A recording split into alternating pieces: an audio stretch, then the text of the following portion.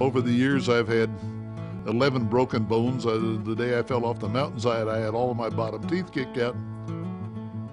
Bit by a cobra in Indonesia. I was kicked by a horse in Ecuador, which is, yeah, I guess it's a struggle. Too many times I've come home from the field in a wheelchair, which is more than a little embarrassing. It's been a great run. But we have now planted 50 million trees and we're still counting. I got hooked into this and I've been there ever since.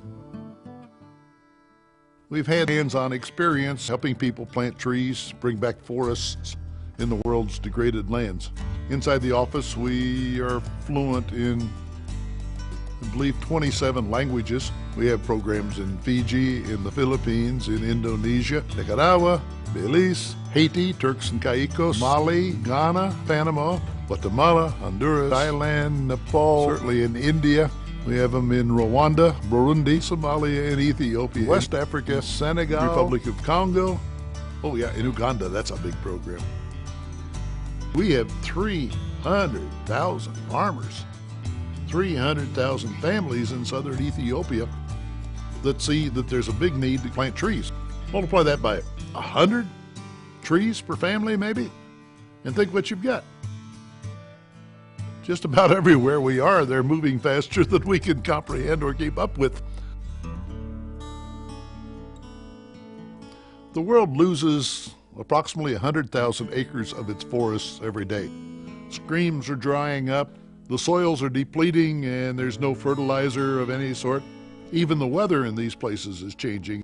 Right now there are over 1 billion people in the world who simply can't meet their daily nutrition standards.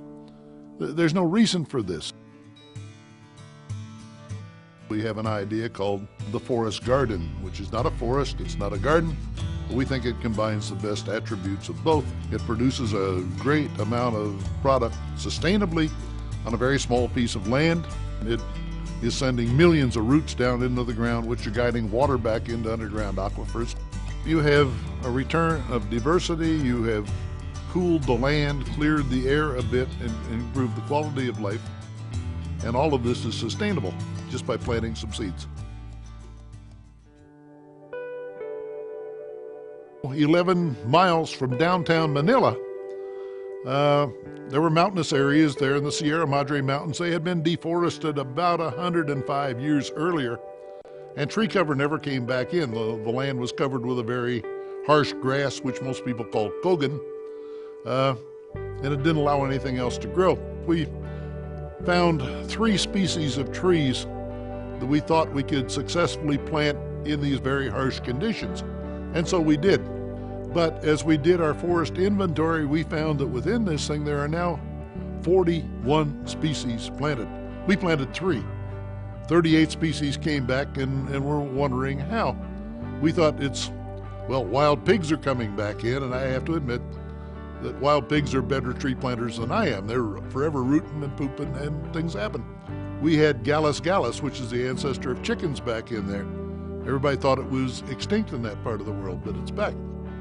We found out that in lands like this, you have roots and seeds laying dormant in the ground, even after a century. I'm not saying that we know how to rebuild a rainforest. Probably could happen, but it would take tens of thousands of years. But we can bring back a very useful and interesting biodiversity. So the magical thing to know or to learn that the world, nature by itself has in its own coding, self-preservation elements.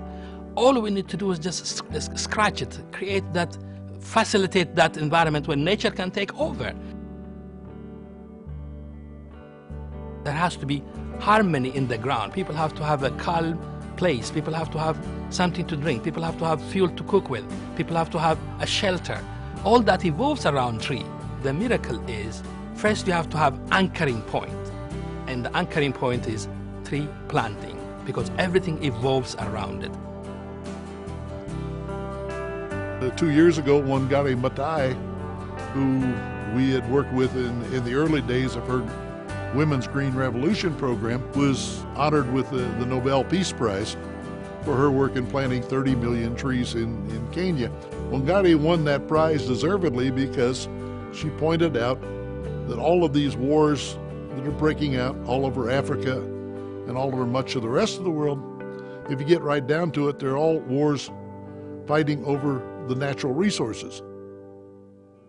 I'm by trade an economist. A good example in the Philippines, by good stewardship, managing what they had planted, a typical family was earning over $100 a month, and that's big time money in Southeast Asia.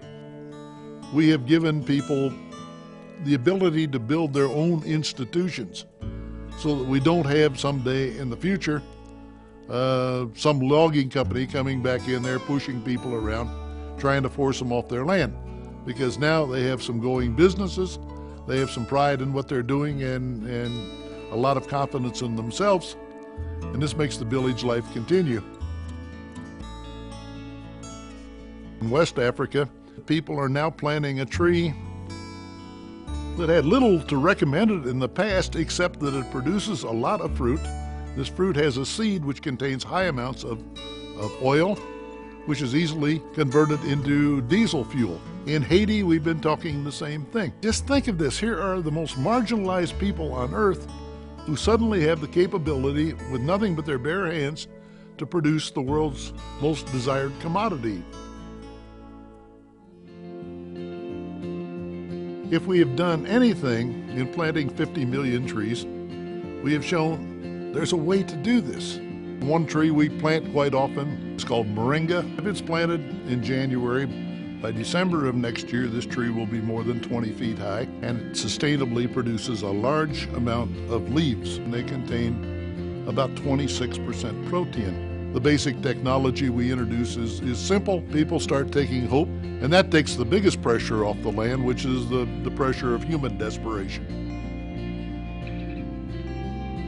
Typically, a tree in our project takes 50 pounds of carbon dioxide out of the air every year and converts it into things people can use, like food and shelter and medicines, which are sustainably used instead of being up in the atmosphere, causing these global warming problems. We plant a tree for a dime. I don't know whether I'm a technician or a cheerleader or a butt kicker, but I'm saying, guys, you can do it, and we'll show you how. Grace and I have 9 children, and we have 17 grandchildren. These children are going to grow up, as children all over the world are doing, in a much, much different world. We could be planting more than 500 million trees a year. It's possible. There are that many people out there waiting for something. All it takes is getting the word around and creating some confidence that it can be done. I learned a long time ago in this business not to ever use the word never, because as soon as you say never, some guy's going to come down off the mountainside and say, guess what I just did? It's amazing what one seed can grow.